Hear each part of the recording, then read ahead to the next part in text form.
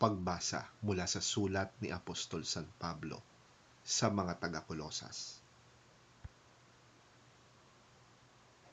Si Kristo ang larawan ng Diyos na di nakikita. Siya ang panganay na anak at pangunahin sa lahat ng mga nilikha. Sapagkat sa pamamagitan niya ay nilikha ang lahat ng nasa langit at nasa lupa, nakikita man o hindi, pati ang mga espiritual na kapangyarihan, paghahari, pamamahala at pamumuno. Ang lahat ay nilikha ng Diyos sa pamamagitan niya at para sa Kanya. Siya ang una sa lahat, at ang buong sansinukob ay nananatiling nasa kaayusan sa pamamagitan niya. Siya ang ulo ng iglesia na Kanyang katawan. Siya ang pasimula. Siya ang panganay na anak, ang unang binuhay mula sa mga patay, upang siya'y maging pangunahin sa lahat. Sapagkat minarapat ng Diyos na ang buo niyang kalikasan ay manatili sa anak, at sa pamamagitan ng anak, niloob ng Diyos na ang lahat ng bagay, maging sa langit o sa lupa, ay makipagkasundo sa Kanya. Pakikipagkasundo sa pamamagitan ng pag-aalay ng anak ng Kanyang dugo sa krus.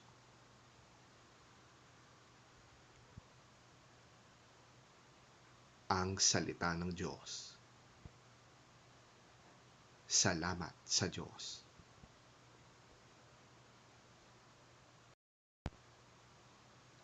Ang mabuting balita ng Panginoon ayon kay San Lucas.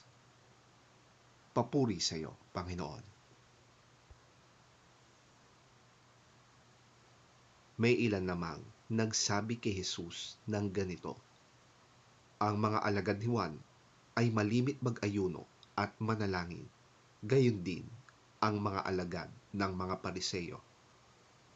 Bakit ang mga alagad mo'y patuloy sa pagkain at pag-inom?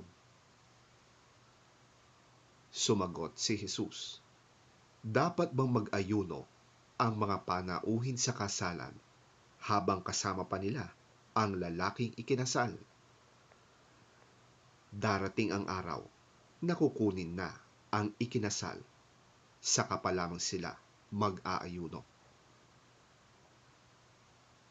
Sinabi rin niya sa kanila ang isang talinhaga: walang sumisira ng bagong damit upang itagpi sa luma. Kapag ganoon ang ginawa, masasayang ang bagong damit, at ang tagping mula rito ay hindi naman babagay sa damit na luma. Wala ring naglalagay ng bagong alak sa lumang sisidlang balat. Kapag ganoon ang ginawa, papuputukin ng bagong alak ang lumang sisidlan, matatapon ang alak at masisira ang sisidlan. Sa bagong sisidlang balat dapat ilagay ang bagong alak.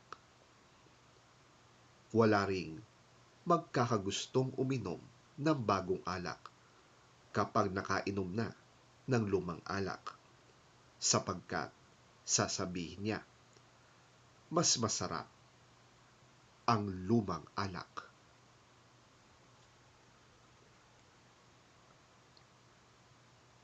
Ang mabuting balita ng ating Panginoon.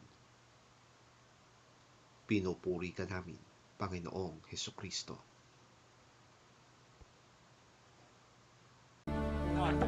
They said to him, John's disciples often fast and pray, and so do the disciples of the Pharisees, but yours go on eating and drinking. Jesus answered, can you make the friends of the bridegroom fast while he is with them? But the time will come when the bridegroom will be taken from them. In those days they will fast. He told them this parable: no one tears a piece out of a new garment to patch an old one. Otherwise, they will have torn the new garment, and the patch from the new will not match the old. And no one pours new wine into old wineskins. Otherwise, the new wine will burst the skins. The wine will run out and the wineskins will be ruined. No, new wine must be poured into new wineskins. And no one, after drinking old wine, wants the new, for they say the old is better.